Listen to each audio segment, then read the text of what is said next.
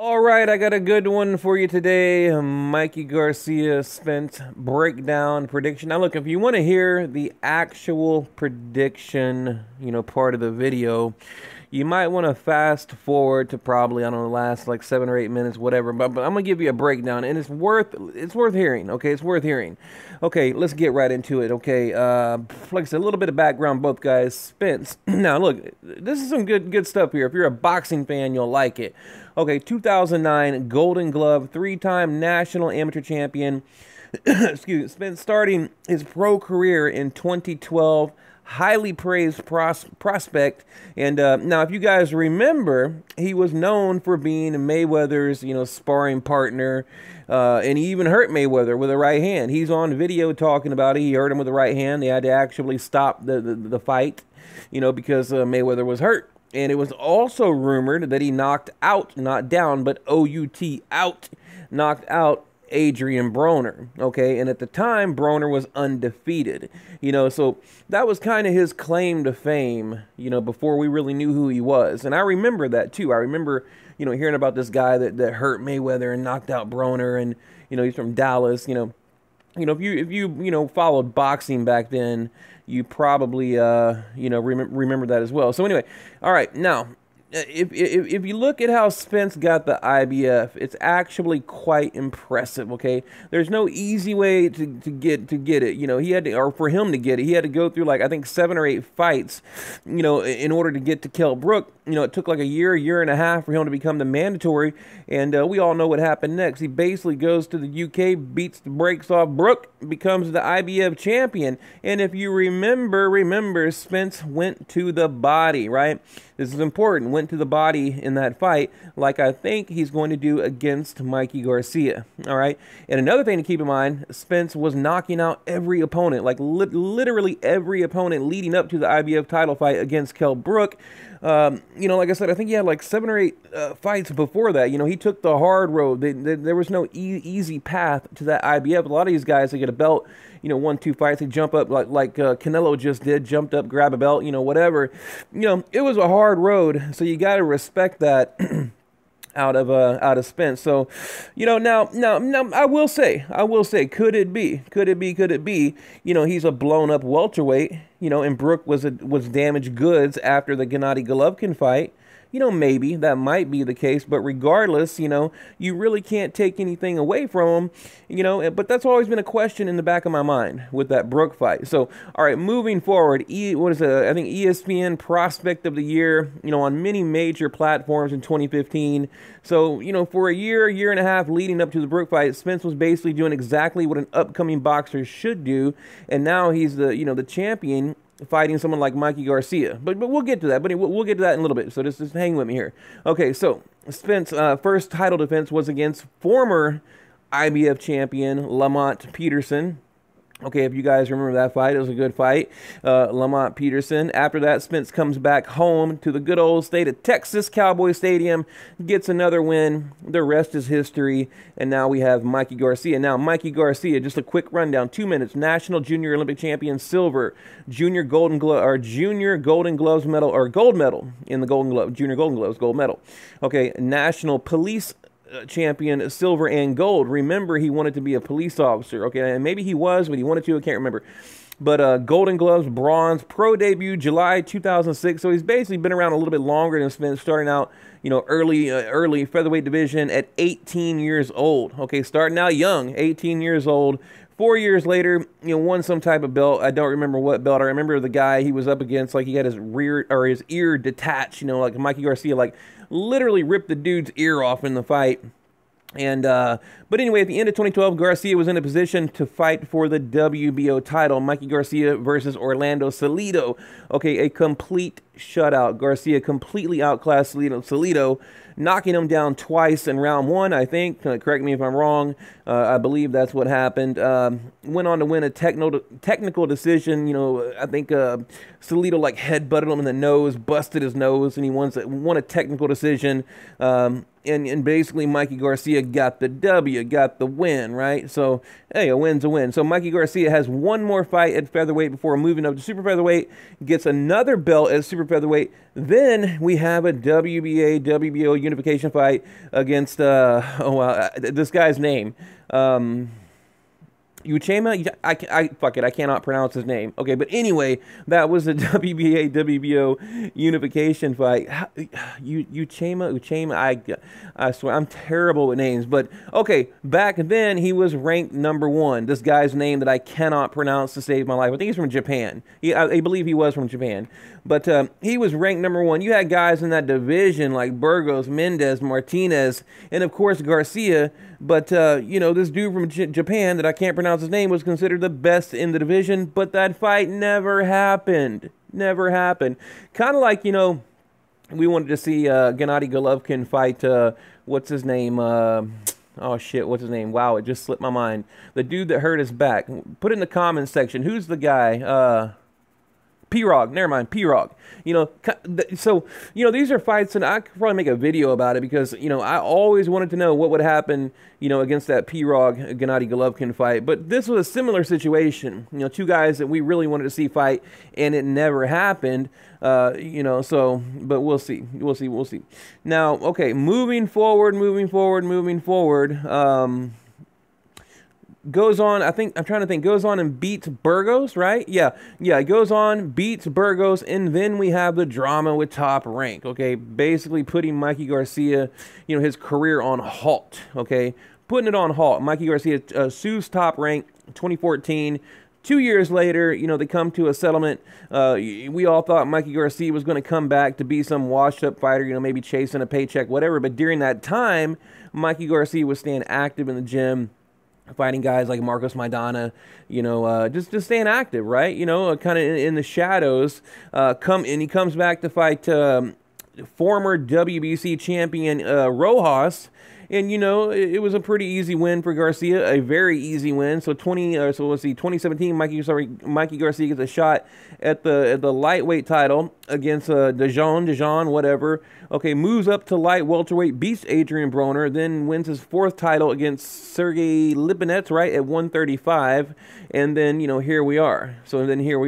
Oh, and by the way, we were supposed to get Mikey Garcia Linares, but we know Linares went to fight Loma, and we got Mikey Garcia versus Robert Easter in a WBC IBF unification bout. Whatever, you know, it's still a good move. So, but let's get to the prediction. You know, the reason I wanted to throw that in there is because I'm tired of you guys telling me I don't know shit about boxing. You don't know. I know the entire background, and I could recite it off the top of my head. And in fact, when I go live, I'll do it tonight. Ask me any question, and I will answer it about any of their career. You know, starting from the amateurs to the pros, I will answer any question you have about their career. Okay, so, like I said, let's get to the prediction. So, who has the better speed? Okay, I would say Mikey Garcia. Who has the better power advantage? I would say Spence. You know, what about defense? I would probably say it's even. Okay, defense. Now, if I had to pick someone, I'd probably pick Spence over Garcia, you know, when it comes to defense, because we've seen Mikey Garcia hit the canvas, like against Martinez, and, you know, I've seen him take unnecessary shots, things like that. You know, sometimes he'll take one to give one, and he cannot do that against Spence. I mean, there's no way in hell that he just can't do it.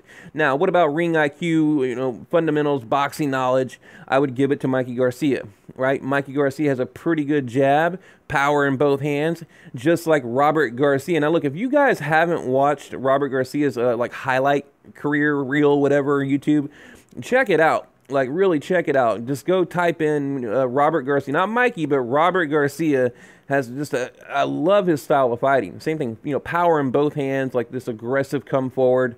You know, just and I didn't realize, because I've watched a couple of his fights in the past, but when you watch the highlight reel, you realize how good Robert Garcia actually was. I was like, damn, I was like really impressed.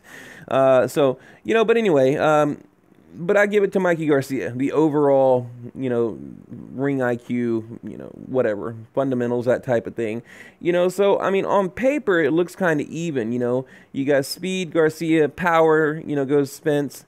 Defense, equal, but I'd give it to Spence. And ring IQ, I give to Mikey Garcia.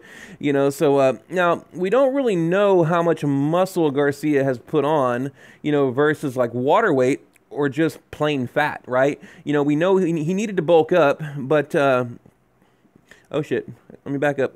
he needed to bulk up, but, you know, I want to know how much muscle did he put on, how much water weight did he put on, you know, because, I mean, it's going to matter. It really is. So, you know, hopefully he put on a little bit of muscle and gained some power is what I'm hoping for. You know, now we know Mikey Garcia, he's going to enter the ring around 150. He already told us this. You know, Spence said he's going to come in at middleweight or above, okay? Middleweight at 160 or above, okay? So we know Spence is going to have like a 15-pound weight advantage on Mikey Garcia. Height, you know, height advantage, reach it. I think what, a 4-inch reach and like or is it like 3-inch reach, 4-inch height, something like. Just in every category, he's going to dominate. So, you know, he has just coming in, you know, the favorite, whatever, with all the every advantage you could need as a boxer. You know, now I can see Mikey Garcia winning a few rounds in the beginning, but I think Spence is going to work the body, right? You know, either maybe go to the body and maybe go up top, land something up top, or whatever. But I think it's going to start with the body, and I don't know where it's going to end. You know, maybe a body shot, you know, or like I said, he'll go back up top and knock him out. That's what I think. You know, it's truly what I think. But look, I'm gonna, you know, maybe, you know, like I said, there might be like a 10-8 round somewhere, you know, Garcia might hit the canvas and get back up and make it through the round, that kind of thing.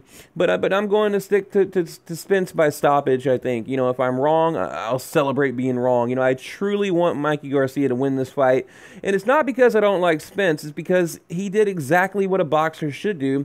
You know, and I think Errol Spence did exactly what a boxer should not do. Okay, the welterweight division is completely stacked right now. There is no need for Spence, you know, to take a fight like he's taking. There's just no need. So I kind of hope it blows up in his face, but I don't think it will. Okay, I really don't. But regardless of what happens, I got a ton of respect for both guys. I do. I just think Spence, I think he made the wrong decision in this particular fight.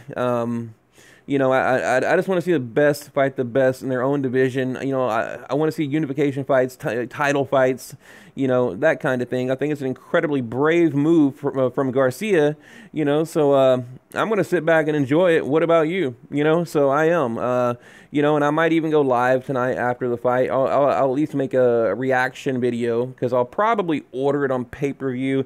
I know I said that I'm done with pay-per-view, but I'm thinking about it. I don't know if I'm going to order it or not. I was going to go cover the fight as press, but I just simply didn't want to. You know, to me, it just wasn't worth it. If it was a bigger fight, I would travel and go cover it. But for this particular fight, you know, I just didn't want to go way down to Dallas. I mean, it's too far for me. So, but yeah, I mean, a quick recap. You know, I've got Spence winning by a body shot. You know, I just don't know how they're going to set it up, how it's going to happen, but I think that's what's going to happen, you know, because, I mean, look what he did to Brook. You know, he worked the body, you know, and think about the Brook Spence fight. In the beginning, it was pretty even, right? But he was working the body, you know, he was like investing in the body, and eventually that's what wore Brook down, okay? And I think the previous Golovkin damage also had something to do with that. But and if you go look, you know, like I said, when he was chasing that IBF, you know, mandatory spot, a lot of the wins that he had was because of the body work. You know, so you know, I don't know, you know, and they call him, you know, the body snatcher. I think that's like, I don't know, whatever, you know, man down, hashtag man down, body snatcher, whatever.